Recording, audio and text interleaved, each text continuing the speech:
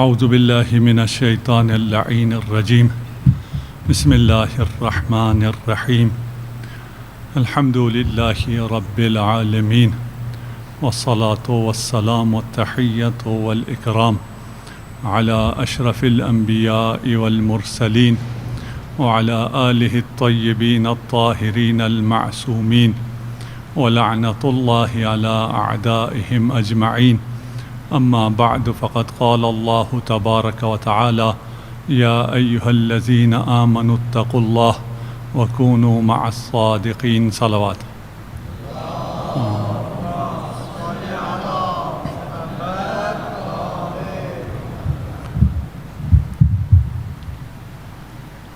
الحمدللہ خدا نے یہ توفیق دی ہے کہ امیر المؤمنین کی زندگی اور امیر المؤمنین کی حکومت کے بارے میں سمجھنے کی کوشش کر سکیں.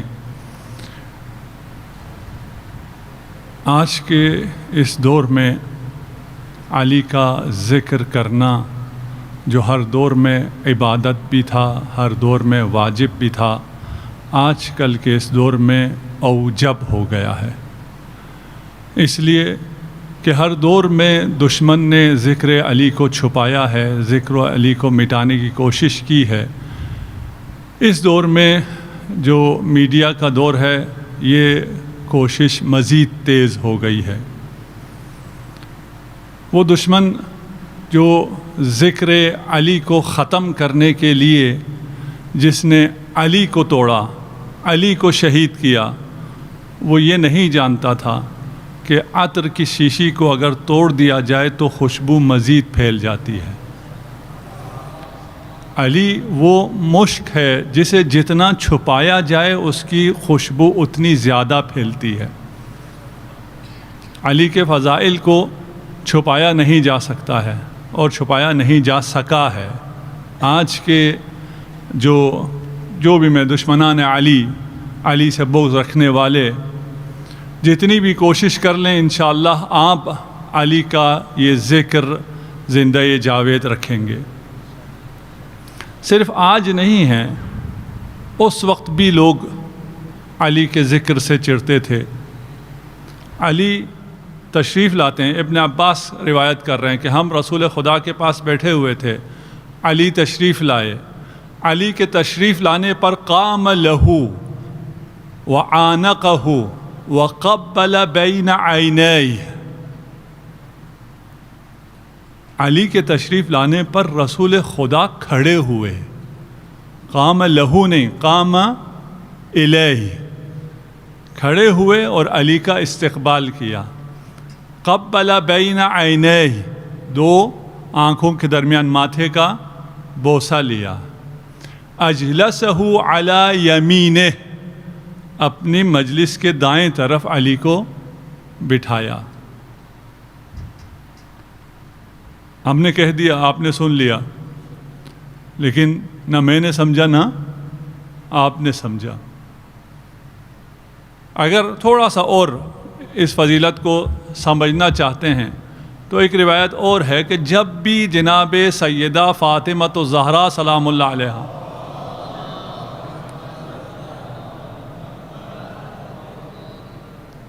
تشریف لاتی تو رسالت مآب قام الیہا، رسالت مآب کھڑے ہوتے تھے. اور کون کیا جانے کہ رسول کا کھڑا ہونا کیا ہے، اپنی مسند کو چھوڑنا کیا ہے، اور دوڑ کر اپنی بیٹی کا استقبال کرتے تھے. یہاں علی کے ماتھے کو چوما، وہاں روایت ہے زہرا کے ہاتھوں کو چومتے تھے. اب ہاتھ چومنے کے لیے رسول کو کتنا جھکنا پڑتا تھا یہ مجھے نہیں معلوم، اور رسول کا جھکنا کیا ہے یہ آپ کو نہیں معلوم.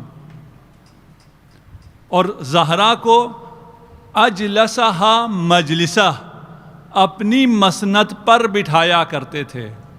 وہ مسند خاتم جس پر خاتم کو آنے کے لیے 1,24,000 پیغمبر آئے اور تمام انبیاء حیث مقدمی رکھتے ہیں، وہ آئے صرف اس لیے کہ یہ مسند خاتم برگزار ہو. اس مسند پر خاتم الانبیاء جب تمکین ہوتے ہیں، تشریف فرما ہوتے ہیں، زہرا کے آنے پر اس مسند کو چھوڑ دیتے ہیں اور زہرا کو وہاں بٹھا دیتے ہیں۔ یہ سمجھ میں آنے والی چیزیں نہیں ہیں۔ یہ منظر جب ابن عباس نے دیکھا تو ابن عباس نے بھی کہا یا رسول اللہ اتحبو۔ آج آپ پہ بھی اعتراض کیا جاتا ہے نا کہ علی کا اتنا ذکر کیوں کرتے ہو، علی کو بہت چاہتے ہو، کیوں اتنا چاہتے ہو؟ آپ سے سوال ہوتا ہے جی یہ کیا ہر محفل میں علی کا ذکر کرتے ہو، علی سے اتنی محبت کیوں کرتے ہو؟ اور بھی تو صحابہ ہیں، اور بھی تو لوگ ہیں، ان کا ذکر کیوں نہیں کرتے؟ ہم سے کہا جاتا ہے نا شکر کرو ہم ذکر نہیں کرتے، اور کہیں تو کر دیتے ہیں جی۔ علی کا کیوں ذکر کرتے ہو؟ آپ سے سوال ہوتا ہے، یہ صرف آپ سے سوال نہیں ہوا، یہ رسول خدا سے بھی سوال ہو رہا ہے کہ یہ کیا ہوا؟ آپ خاتم الانبیاء والمرسلین، آپ مدینہ ریاست کے حکمران، ایک علی کے آنے پر آپ اپنے مسند سے اٹھ جائیں، آپ اس کا استقبال کریں، آپ اس کے ماتھے کا بوسہ لیں، آپ اسے اپنے دائیں جانب بٹھائیں، یہ کیوں ہے؟ آپ اس سے کیوں اتنی محبت کرتے ہیں؟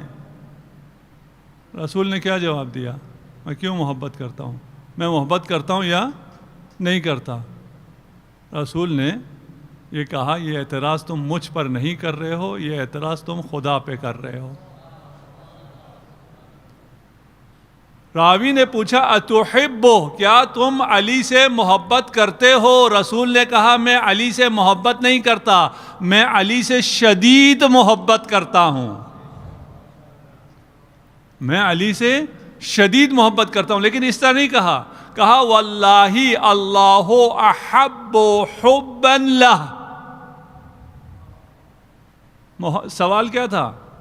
علی کو کیوں چاہتے ہو؟ جواب کیا ہے؟ علی کو خدا مجھ سے بہت زیادہ ٹوٹ کر چاہتا ہے۔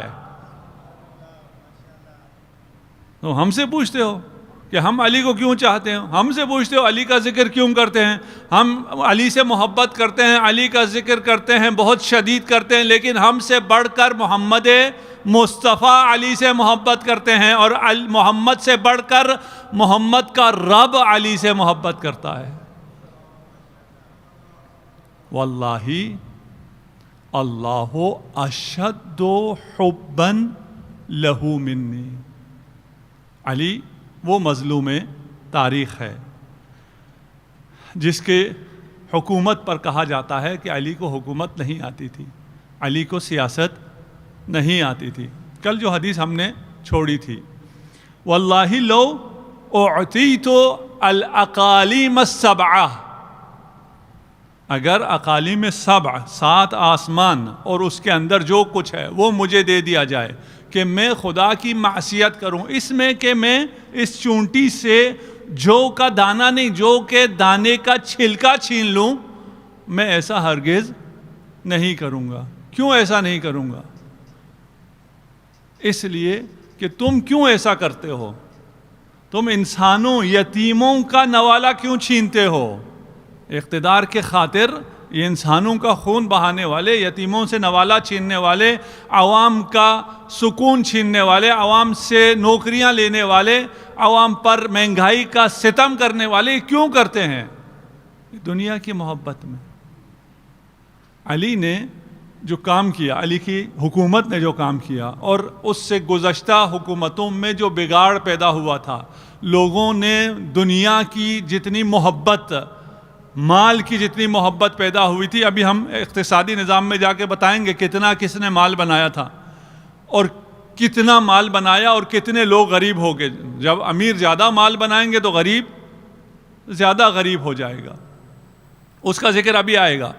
لیکن علی نے اپنی اصلاحی مہم میں، اپنی حکومت میں لوگوں کو یہ سمجھانے کی کوشش کی کہ یہ دنیا اس قابل نہیں ہے کہ اس کے لیے اپنا دین دے دو۔ ان دنیاکم عندی لأہون من ورقۃ فی فم جرادۃ۔ دنیا کی مثال دی جا رہی ہے۔ میں کیوں اس چونٹی سے ایک شعیر کا، جو کا چھلکا نہیں چھینوں گا؟ اس لیے کہ یہ جو تمہاری دنیا ہے، ان دنیاکم، علی کی تعبیر بہت دقیق ہے. تمہاری حکمرانی میری جوتی سے کم تر ہے. تمہاری دنیا میری نگاہ میں کیا ہے؟ میری نگاہ میں تمہاری دنیا کی حیثیت ایک لیف، پتا، جو کہ ٹڈی کے منہ میں ہے اور اس نے اسے چبا رکھا ہے. اگر کسی کو یہ پتا یہ کہا جائے کہ یہ تمہارے مرض کا علاج ہے، یہ کھا لو، یہ دوا ہے، کوئی کھا سکے گا؟ کسی کو اگر زبردستی بھی یہ پتا دے دیا جائے تو وہ اسے الٹی کر دے گا. علی کہہ رہا ہے تمہاری دنیا کی مثال میرے لیے اس سے بھی پستر ہے. مجھے تو اس سے کم مثال جو تمہیں سمجھ میں آئے وہ نہیں ملی. اگر ہمیں سمجھ میں آ جائے ہماری دنیا جس کے لیے ہم سب کچھ دے دیتے ہیں، اس کی حیثیت کیا ہے، اس کی حقیقت کیا ہے، اگر بصیرت ہو اور اگر علی کے نگاہ سے اس دنیا کو دیکھ سکیں تو پھر ہمیں سارے مسائل ہمارے حل ہیں. کوئی اس دنیا کے لیے، اس دنیا کی نعمتوں کے لیے، دنیا کی نعمت کیا ہے ابھی بیان کر رہے ہیں امیر المومنین، اس کے لیے کوئی بھی حرام نہیں کھائے گا. پوری دنیا کی حیثیت اس ایک پتے کی ہے جو ٹڈی کے منہ میں ہے اور وہ اسے چبا رہی ہے، جس کی طرف دیکھنا بھی آپ گوارا نہیں کرتے. تو لوگ کیونکہ نہیں سمجھتے اس لیے یتیم کا مال بڑی آسانی سے کھا لیتے ہیں، اس لیے مسکین پر ظلم کرتے ہیں. ما لعلی ولنعیم یفنا، کہاں علی اور کہاں یہ نعمتیں جنہوں نے فانی ہو جانا ہے. وَلَذَّةٍ لَا تَبْقَى، علی کو کیا ان لذتوں سے جنہوں نے باقی رہنا ہی نہیں ہے. علی وہ لذت لے رہا ہے جو فانی ہونے والی نہیں ہے. علی وہ جنت کی لذت سے بڑھ کر مسجد میں لذت لے رہا ہے، اور یہ لذت ختم ہونے والی نہیں ہے. جو نعمتیں علی کو حاصل ہے، کل عرض کیا تھا چونٹی سے کیوں نہیں لوں گا، اس لیے کہ میں دینے والا ہوں. دینے والا مقام چھوڑ کر لینے والے مقام پہ میں نہیں آ سکتا. میں وہ نعمتیں رکھتا ہوں جو زوال پذیر نہیں ہیں. میں امامت کی، میں علم کی، میں باب مدینۃ العلم ہونے کی، میں اخ الرسول ہونے کی، میں لحمہ لحمی دمہ دمی ہونے کی منزلت رکھتا ہوں. میں دنیا میں بھی اور آخرت میں بھی محمد کا بھائی ہوں، وزیر ہوں، وصی ہوں. میں یہ نعمتیں چھوڑ کر، یہ فنا ہونے والی نعمتیں، ہمیں بھی یہ نعمتیں حاصل ہیں، ہمیں بھی نعمت ولایت حاصل ہے، ہمیں بھی نعمت محبت اہل بیت، حب اللہ حاصل ہے. اسے چھوڑ کر کن نعمتوں کے پیچھے جا رہے ہو جو زائل ہو جائیں گی، جو ختم ہو جائیں گی؟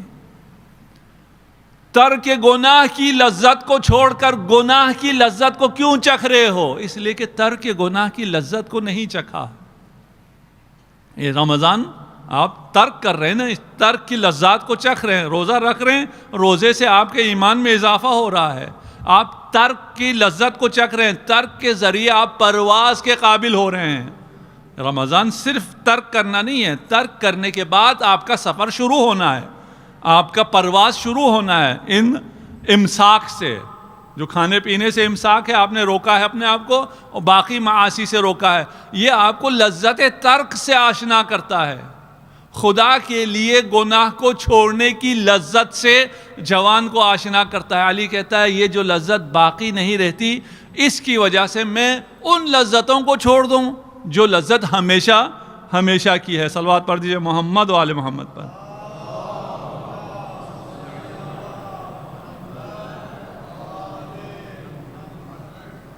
کل ہم نے عرض کیا کہ یہ دنیا کیونکہ اپنی سیاست اپنی عینک سے دیکھتی ہے، اور اس سیاست پر پھر کہتے ہیں کہ امیر المؤمنین پورا نہیں اترے.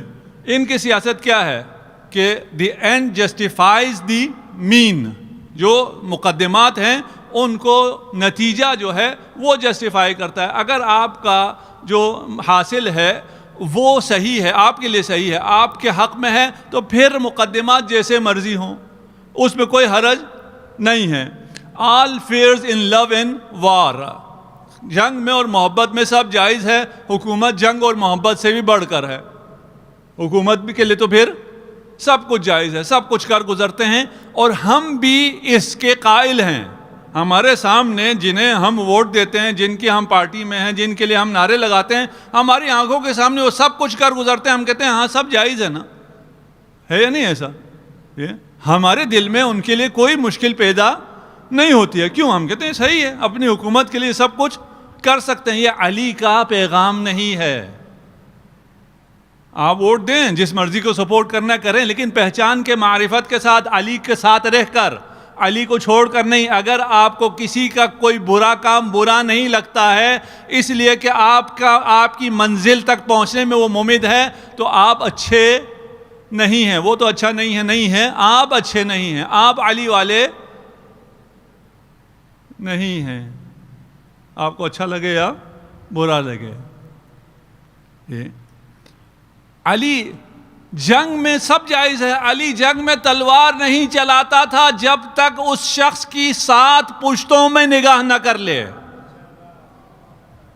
اس شخص کے آنے والی 7 پشتوں میں بھی اگر کوئی علی ولی اللہ کہنے والا ہو تو علی کی تلوار رک جاتی تھی۔ سب جائز ہے جنگ میں، اقتدار کے لیے سب جائز ہے، نہیں کچھ بھی جائز نہیں ہے۔ اسلام میں معاملہ برعکس ہے۔ اسلام میں ایسا نہیں ہے کہ اگر آپ اسلام کی پارٹی کے ہیں، اگر آپ رسول ہیں، امام ہیں یا مومن ہیں، آپ کے لیے جائز ہے، آپ کے لیے امنسٹی ہے، آپ کے لیے چھوٹ ہے۔ نہیں، جو دوسروں کے لیے نہیں ہے وہ آپ کے لیے، وہ سختی بھی آپ کے لیے ہے۔ تم ایسا کیوں کہتے ہو جس پر تم عمل نہیں کرتے؟ میں نے کون سی ایسی بات کی؟ میں نے تو کہا نماز پڑھو، میں نے کہا نماز شب پڑھو۔ مجھے واپس خدا کیا کہے گا؟ تو خود نہیں پڑھتا، کیوں کہہ رہا ہے؟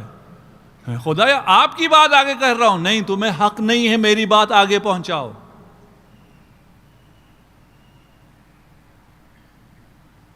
مینز کو اینڈ جسٹیفائی کرے گا۔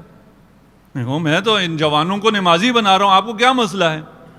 آپ نے سب کو نمازی بنانا تھا نا۔ میں کہہ رہا ہوں نماز پڑھو، آپ واپس مجھ سے کیوں کہتے تم خود نہیں پڑھتے؟ اس لیے کہ یہاں قیم اور ویلیوز کی بات ہے۔ اگر کوئی خود عامل نہیں ہے وہ آگے بیان بھی نہیں کر سکتا ہے۔ علی کا مقابلہ ایسے لوگوں سے ہے جو آج کل کی سیاست ہے اس کے بھی وہ بھاپ تھے۔ علی نے کہا، اور بڑے افسوس سے کہا، واللہ ما معاویہ بأدہا منی، یہ کہنا پڑا امیر المومنین کو۔ وہ مجھ سے زیادہ زیرک نہیں ہے، زیادہ چالاک نہیں ہے، لیکنہ یغدر ویفجر ولولا کراہیت الغدر لکنت من ادہا الناس۔ اگر مجھے غداری ناپسند نہ ہوتی۔ اچھا یہاں لفظ 2 ہیں، ایک یہ ہے کہ اسے سیاست بہت زیادہ آتی ہے، لوگوں نے اس زمانے میں بھی علی سے آگے کہا ہے نا کہ بھئی جو کچھ کرنا پڑتا ہے کرو، مقصد تو علی ہے۔ امام المتقین کو اگر امامت مل جاتی ہے، آپ کی خلافت پورے سلطنت اسلامیہ پر استوار ہو جاتی ہے، اس سے بڑھ کر اور کیا ہدف ہوگا؟ آپ کو سیاست نہیں آتی، آپ ان تمام ولات کو جو خلیفہ سوم کے والی تھے سب کو بیک قلم علی نے عزل کر دیا، سب فارغ۔ آگے کہا نہیں اتنی جلدی فارغ نہیں ہوتے، اتنی جلدی فارغ کریں گے تو آپ کے لیے مشکلات پیدا ہوں گی، ابھی انہیں کچھ دن رکھو۔ میں غداری پسند نہیں کرتا۔ کون سی غداری؟ اگر علی 2-4 ہمارے حساب سے مصلحت میں تھا تھوڑا سا وہ کمپرومائز کر لیتے تو اس میں غداری والی کون سی بات آ گئی؟ یہ آرٹیکل 6 کہاں سے آ گیا؟ علی کہہ رہے ہیں مجھے غداری پسند نہیں ہے۔ اگر غداری سے نفرت نہ ہوتی تو میں اس سے زیادہ چالاک ہوتا، اس سے زیادہ چابک ہوتا، اس سے زیادہ زیرک ہوتا، اس سے زیادہ ہوشیار ہوتا، جسے تم ہوشیاری کہتے ہو۔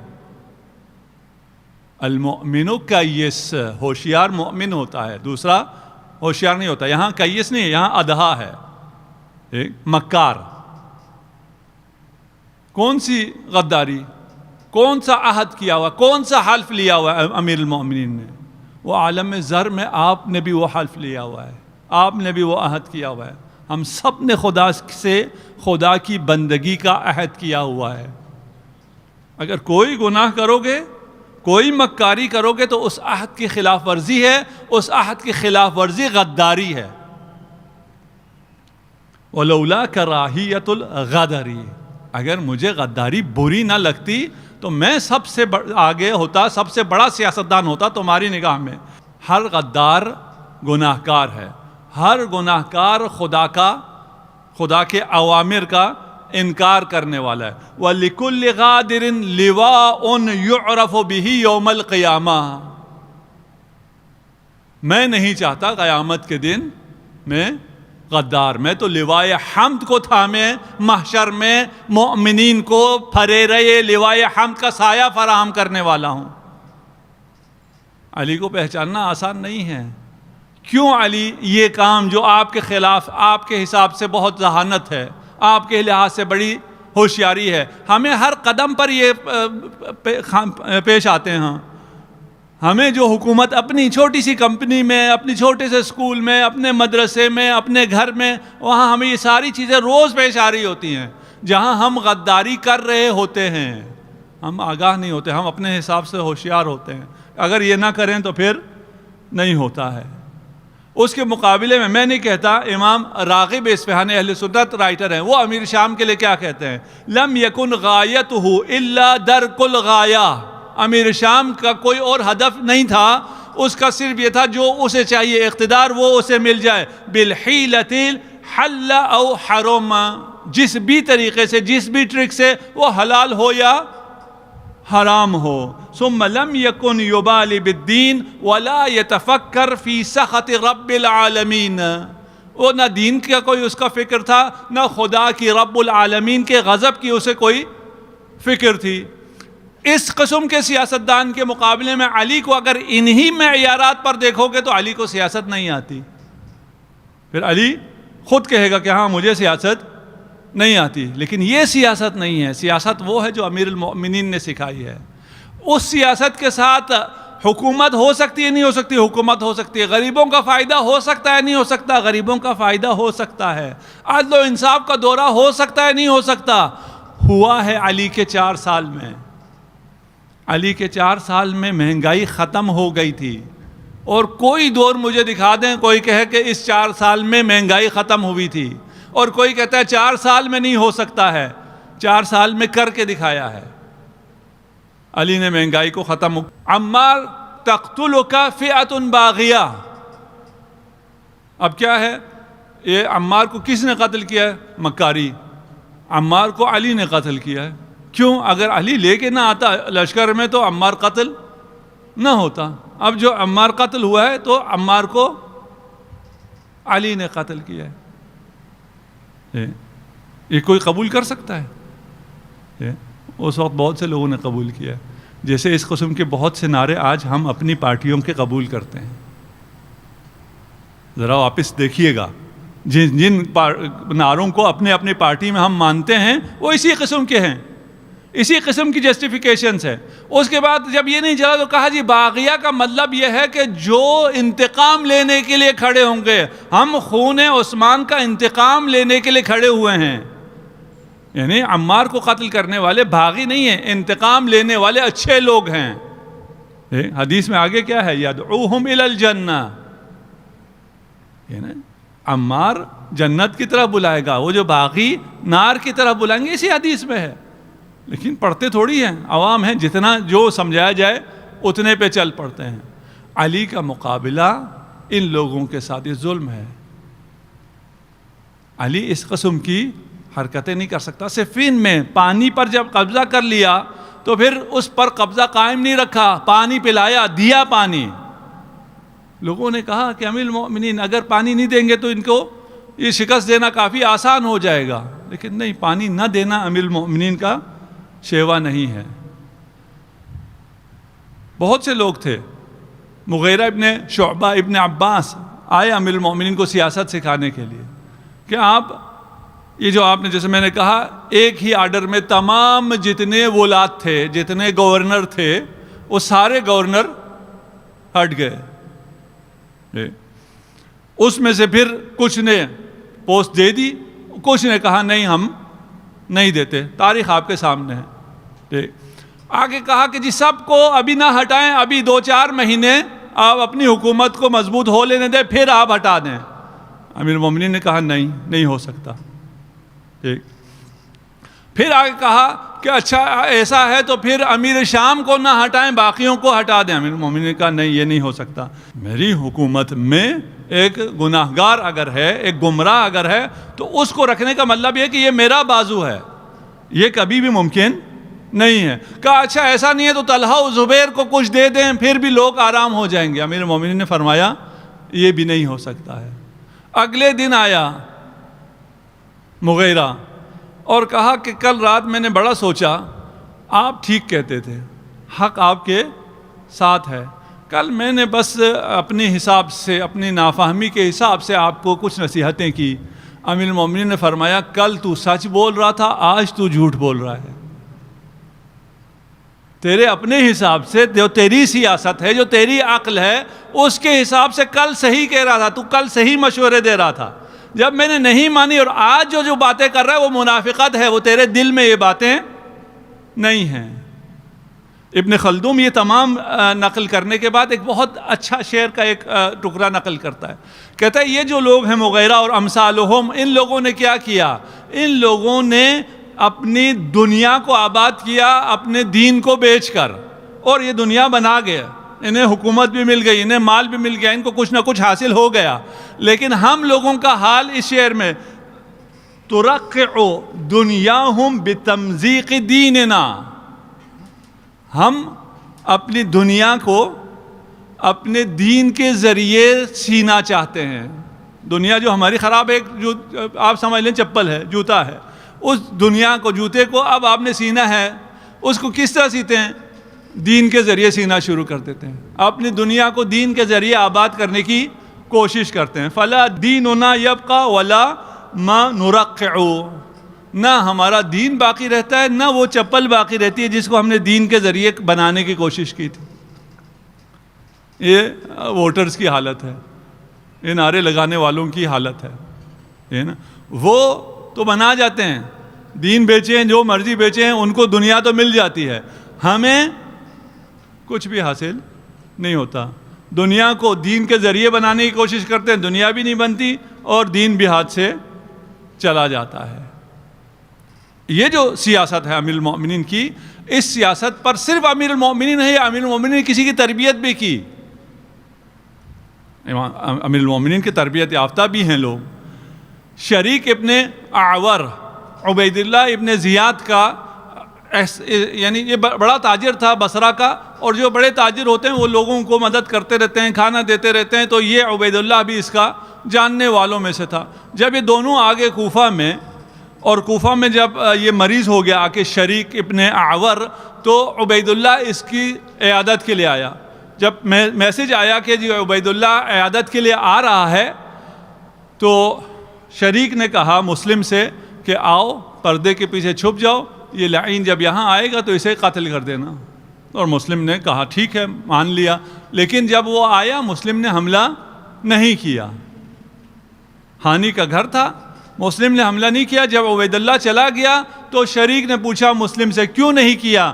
ایک حدیث پڑھی ہے مسلم نے، ان الایمان قید الفتک ولا یفتک المؤمن، میرے ایمان نے مجھے اجازت نہ دی کہ میں کسی کو غفلت میں مار دوں.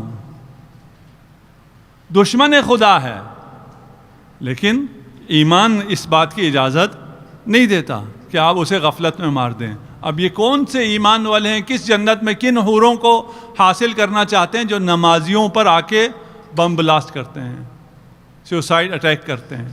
ان کا یہ رسول خدا کی حدیث ہے، اس حدیث سے ان کا کیا تعلق ہے؟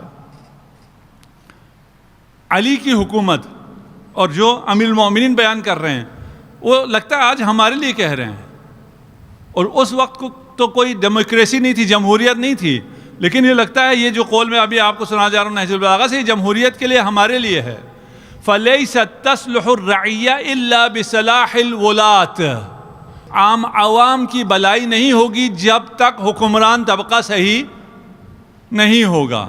ولا تصلح الولاة الا باستقامت الرعیہ، لیکن عوام کی استقامت کے بغیر حکمران بھی ٹھیک نہیں ہوں گے۔ بس اگر اچھے حکمران چاہیے تو اچھی عوام بننا ہوگا، اگر یہ عوام ہیں جو ابھی ہم ہیں تو ہمارے حکمران بھی یہی ہوں گے۔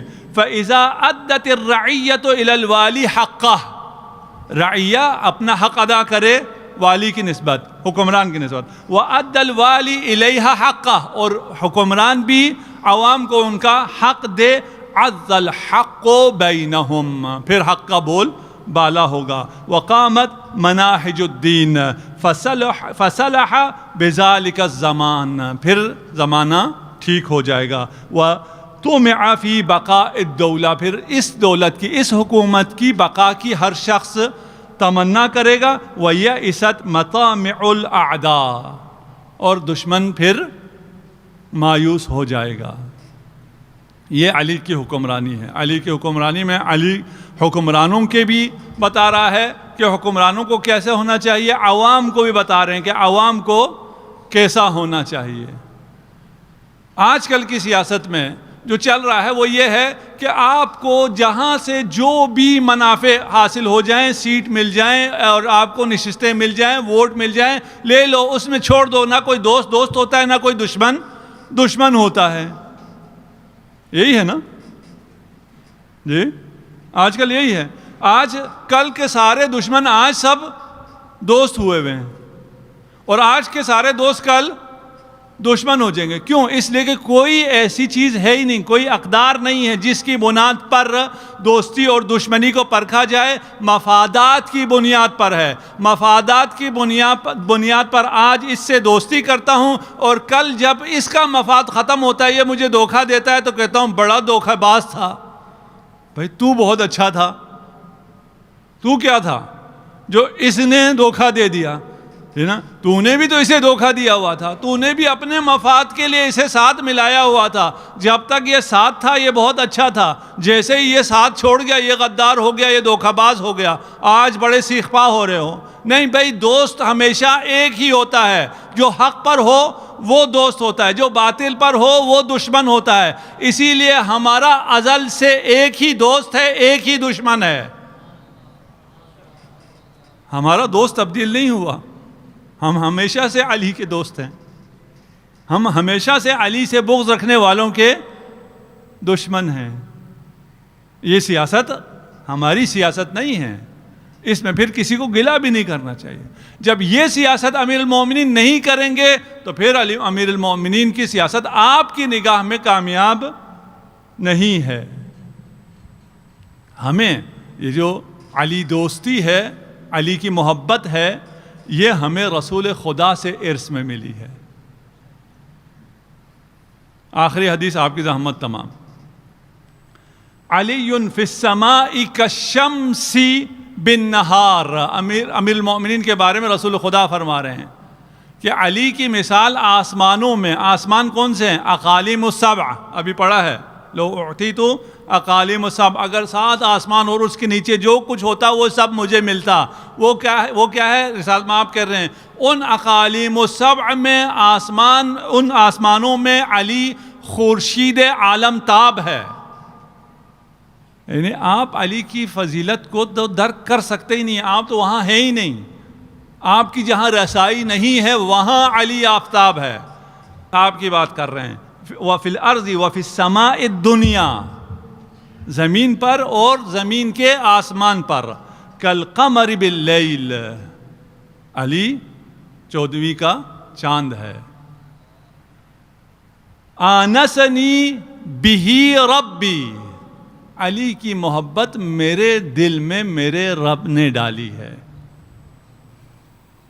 اللہ اشد حبا لہ منی، خدا مجھ سے بہت زیادہ علی سے محبت کرتا ہے۔ آنسنی بہی، اور رب بھی، میرے رب نے علی کی محبت میرے دل میں ڈالی ہے۔ فسألت ربی ان لا یغبضہ قبلی، اتنی محبت ہے، میں نے کہا کہ مجھے میرے ہوتے ہوئے علی کو موت نہ دینا، میں محمد برداشت نہیں کر سکوں گا۔ اور میں نے دعا کی کہ اس شہادت کے عاشق فرد کو شہادت کی موت دینا. علی منی و انا منہ. صحیح بخاری نے 4 حدیثیں علی کے فضائل میں نقل کی ہیں، ان میں سے ایک اس کے شبیہ ہے. علی، میں علی سے ہوں اور علی مجھ سے ہے. حب علی نعمہ. علی نے کہا نا کہ یہ فنا ہونے والی نعمتوں کو میں رہنے والی نعمتوں پر کیسے ترجیح دے سکتا ہوں؟ کون سی نعمت ہے جو ختم نہیں ہوگی؟ حب علی نعمہ. علی کی محبت نعمت ہے. وَاتِّبَاعُهُ فضیلہ. علی کی پیروی کرنا ہی فضیلت ہے. وَدَانَ بِهِ الْمَلَائِكَةُ. یہی ملائکہ کا دین ہے. ملائکہ علی کی اتباع کرتے ہیں، ملائکہ علی سے محبت کرتے ہیں. لم یمش علی الارض ماش بعدی الا کان هو اکرم منہ عزا وفخرا ومنہاجا. کوئی علی جیسا عزت میں اس دنیا میں میرے بات نہیں آ سکتا، نہ شرافت میں، نہ کرم میں، نہ شجاعت میں. وَلَوْ أُوحِيَ إِلَىٰ أَحَدٍ بَعْدِي لَأُوحِيَ إِلَيْهِ. اگر میرے بعد وحی آنے کا سلسلہ ہوتا جو کہ نہیں ہے تو علی پر وحی ہوتی. یا علی انت منی بمنزلتی ہارون من موسیٰ الا انہ لست نبی بعد. میرے بعد کوئی نبی نہیں ہے. آخری جملہ آپ کی زحمت تمام. فَزَيَّنَ اللَّهُ بِهِ الْمَحَافِلِ. اللہ نے محفلوں مجلسوں کی زینت ذکر علی ابن ابی طالب کو قرار دیا ہے.